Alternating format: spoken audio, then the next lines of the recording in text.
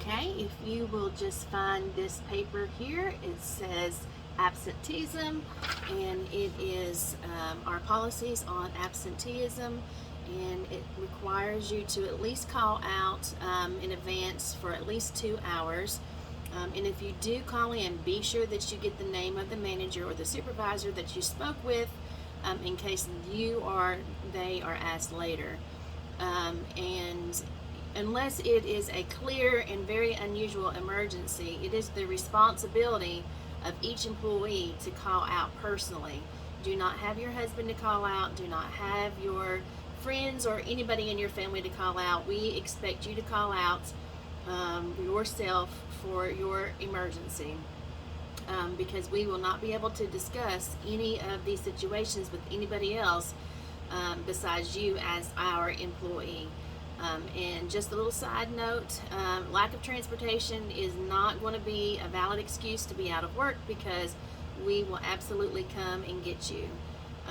And also we need for you to know that any absences that occur during the first 90 days of employment is in your probationary period, and that is going to result in first absence verbal, second absence written, third absence termination. And so if you get that many absences, you may be terminated. And people say, well, I have a doctor's excuse, but going to the emergency department and getting a doctor's excuse does not mean that that does not count as an absence. And it does not mean that we will excuse it. So just a little side note there for you. And also we need for you to realize that a maximum of 6 absences for a calendar year is permitted, and that means that from January to January, or from July to July, that's our calendar year.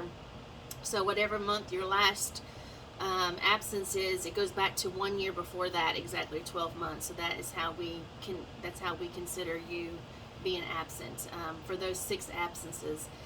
And also, if you are absent because of a request that you submitted in written documentation from your doctor stating that you are able to resume work duties before you will be allowed to work, is very, very important.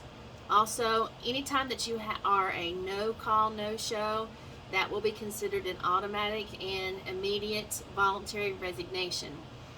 And our CNA absence policy, if you call out on your scheduled weekend, you will be scheduled on the next weekend for any shift needed. So if you will just find in the area at the bottom and sign that and date that, and we will move on.